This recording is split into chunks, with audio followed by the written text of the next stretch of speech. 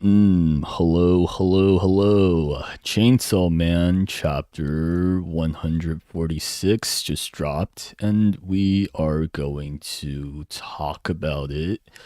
There's actually quite a lot to go over this week, so I took a bit longer to get my preparations. But we'll get straight into it.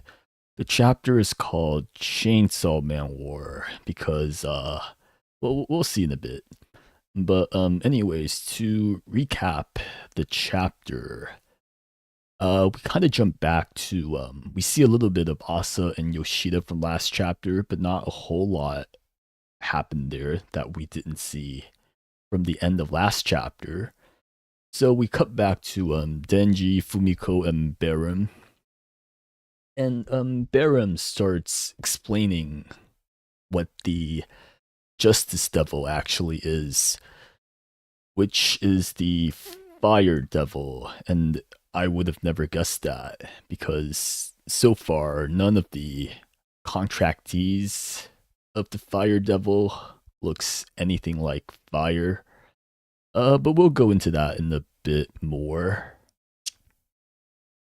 And so those that contracted with the Fire Devil, they all suddenly turn into chainsaws. And this particular panel is kind of terrifying because you have this grandma turning into a chainsaw, and she's probably going to butcher her grandson over here. So not the best, not the best for people in general. And you have this lady here. She's doing like a reverse PogChamp. But anyways, you have civilians turn into chainsaws. Because apparently you can, when you contract with the Fire Devil, you can turn into what you desire. So these people want to be chainsaws, and that's what they turn into. But the side effect is that they lose control, so they start attacking people around them. Um, anyways, so Barum explains it as that the Fire Devil gets stronger the more contracts it has with people, and they somehow set up like a bunch of marriages to go off at the same time, and apparently their marriage process is that they are also forming a contract with the Fire Devil. I assume it's like one of their, maybe they like modified their vows so that they form a contract with like what they think is the Justice Devil, and then they. But anyways, the goal here is to simultaneously set off a bunch of chainsaws at the same time, and the marriages are how they made it happen. Which is why in the previous chapters we see like the church members, they mandate marriage between the members. So you have like a bunch of high school young adults marrying each other. And that was the goal of that. But yeah, while we're at it, Barum kind of freed himself because a lot of people on the rooftop also turned into chainsaws, and they killed the other public safety officers that were sent to apprehend him. So Baron starts monologuing about his goals, and to summarize it, they are their goal is to prevent the incoming apocalypse, because death, she's coming, the Death Devil, and a lot of people kind of guessed it already, but it's nice to get a confirmation. And the plan here is to make a bunch of chainsaw people go wild, and people are going to be, the general population is going to be terrified of chainsaws, as well as war and conflict. And Denji, or not Denji, we'll get into that in a bit, but Chainsaw and War. So Pochita and Yoru are going to get a big power buff. And that's about the end of the chapter. Alright, so, we'll get into more details here, starting with the Fire Devil. So again, the designs, like, if I were to look at, the other designs of the Fire Devil contractees, like the class president or Yuko, like, you could give me 100, 1,000 guesses, and like, I would not be able to say it's fire. There's nothing resembling fire about the designs of these characters, but the way it's explained is that, like, the more contracts it gets, the stronger it is. So like, you know how like fire gains traction the more it burns. So I guess that's the idea behind it. And that kind of explains why there are so many people with fire contracts, because it's supposedly easier to achieve. Um, and this also explains the fake Chainsaw Man, because while most people do lose their motor skills, they lose control, some don't. Hence, I highlighted here like most red underline. But so that explains why we might have more. The fake Chainsaw Man is probably one of those that retained control over themselves. And to go even a step further, I would say that there's probably multiple fake Chainsaw Men, because when the fake Chainsaw Man guy introduced himself, he's a faceless character, right? Just like those two guys in the background, as well as other members of the church. And since this is like a completely new character, there's no reason for him to be faceless at all. So I think the idea is that there are potentially, dozens, maybe even like hundreds of fake Chainsaw Men.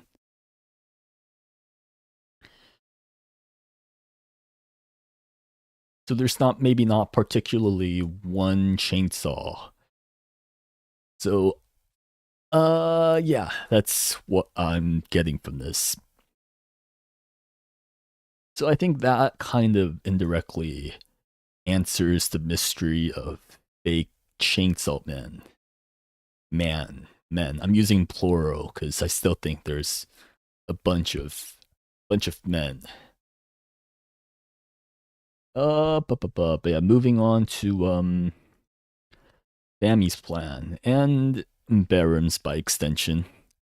So back in chapter, I think 132, 33, there was a hand in the shadow that like touches the class president's shoulder, the club president, and then, very intimidating.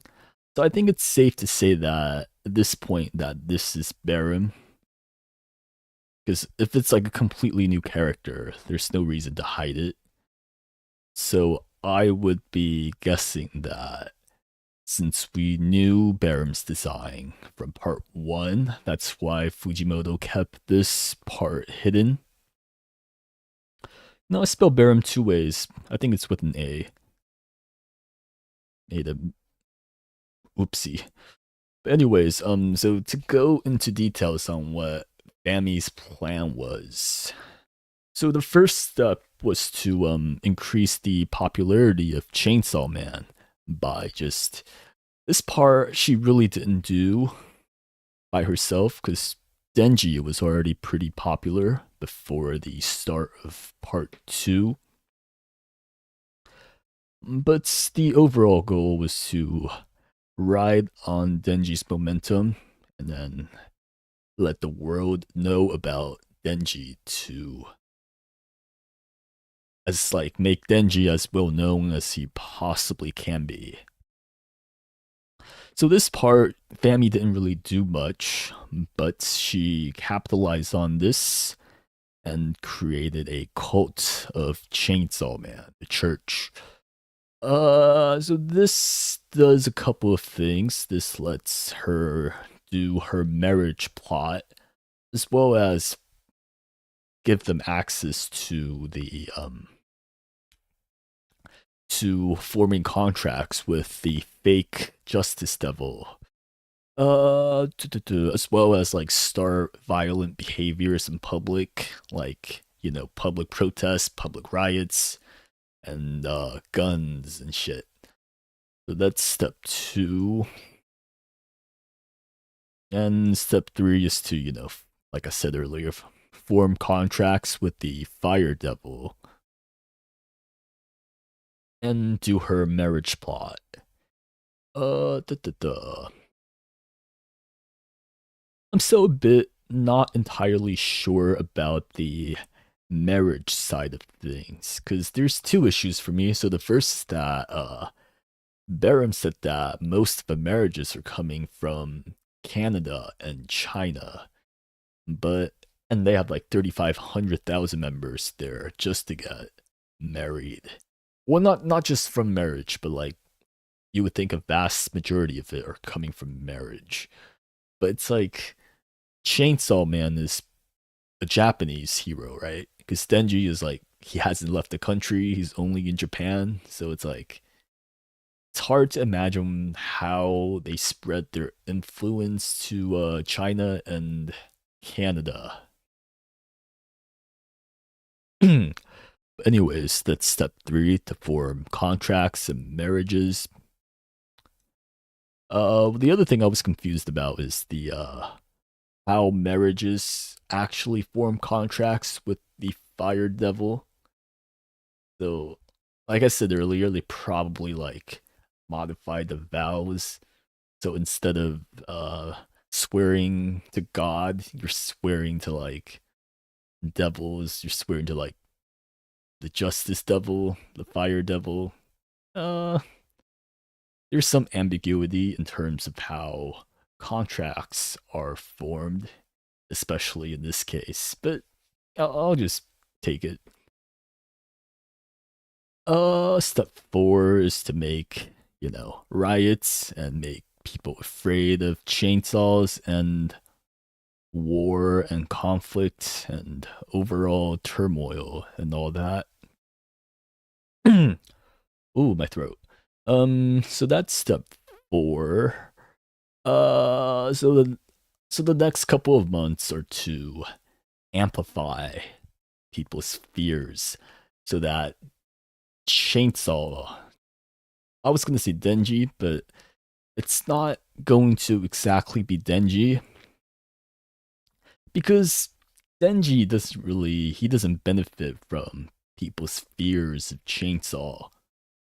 And this some of this is like assumptions, but Denji doesn't really he's not like affected by people's fears or likings of him. As far as we know, only Pochita is. Because in part 2, Denji seems to be a lot stronger than he was in part 1, but like his popularity was at a peak. So it's like if he was. Ooh, I had to burp. So if he was like popular and it affected his strength, you would assume that part 2 Denji would be a lot weaker than he was. But that's not really the case. So we can assume that people's liking or fear of chainsaws doesn't affect Denji directly.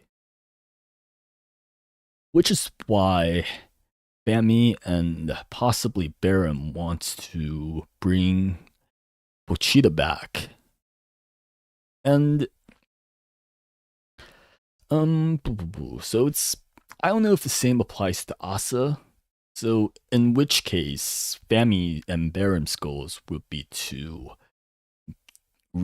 get rid of Denji and Asa. Uh So this is kind of similar to how Makima's plan was in part one, but like a little modification of it. Because in part one, Makima was also planning on using Denji, or rather using Pochita, getting rid of Denji and using Pochita to get rid of Death and other devils. So we have a little bit of the parallel here to part one. Um anyways, step 6 is to fight Death with Denji, we're not Denji, with Pochita and Yoru. After potentially getting rid of Denji and Asa.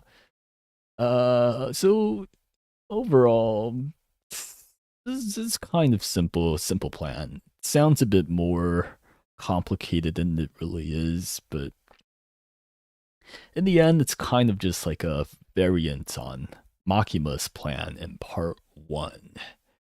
Da, da, da. So that about sums it up for Fumi's plan.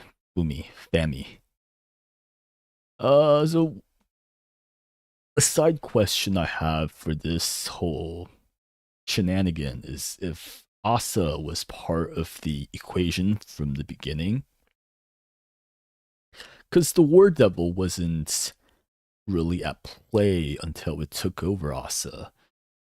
So the question here is that if Fami sent one of the Fire Devil, if Fami sent the, like, if she calculated the class president to contract with the Fire Devil to attack Asa so that she can fuse with Yoru, or was sounds a bit contrived, but you know, it's I think it's possible. All right, so moving on to the immediate future. As for what comes next, so right now, Denji, Fumiko, and Nayuta are stuck on the roof with a bunch of chainsaws and Baron. So how are they going to get out of this? And here are some possibilities that I came up with. So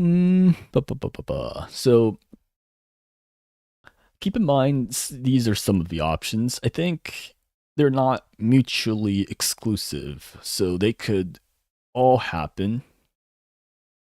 But here are my thoughts on what might happen. So Denji could just transform and kill everyone on the roof and, you know, run away.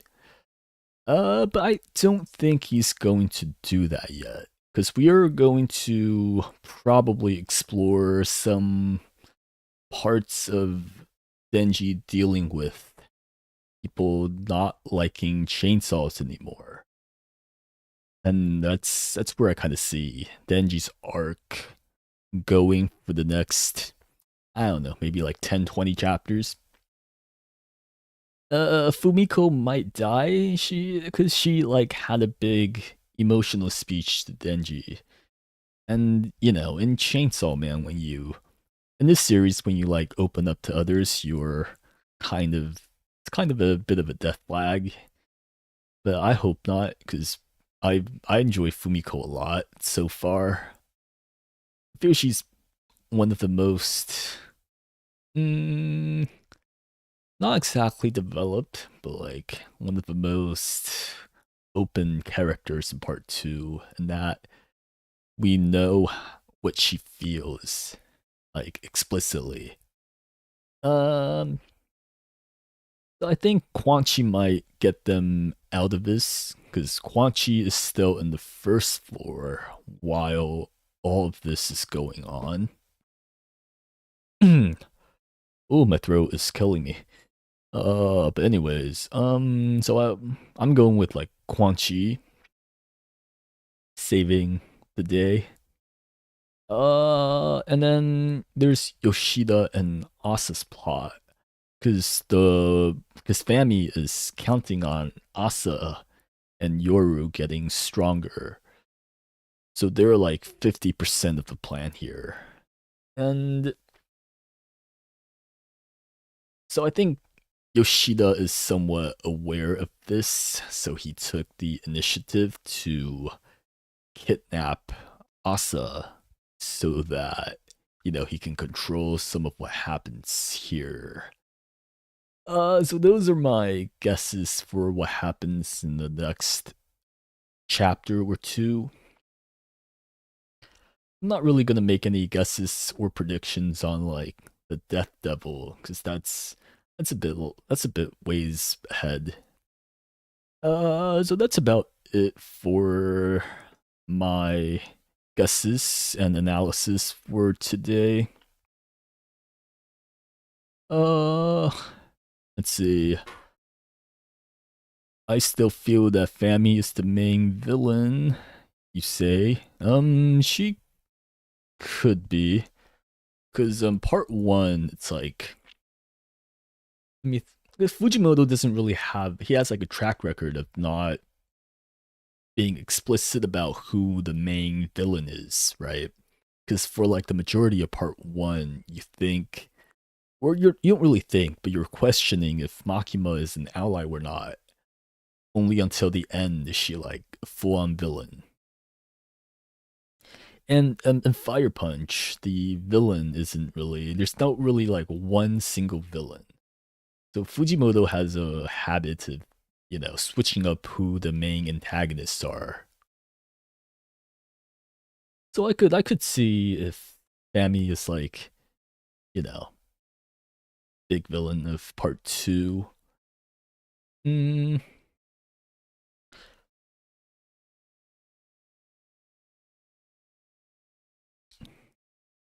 but yeah, next chapter is coming out on Halloween, and there's a break next week. Um, yeah, so break next week, Halloween next chapter. So that's about 2 breaks in October, which sucks, but a lot of times after a break, there's going to be like a big story development.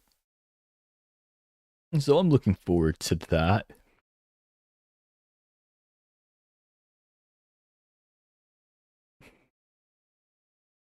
Uh, you're amazed by my motivation. Thank you, thank you. Yeah, yeah. Uh, it's just a good exercise for me to like, just for myself to make sense of the chapter too. But yeah, thanks for watching, guys. I'll be seeing you guys next week. All right, bye.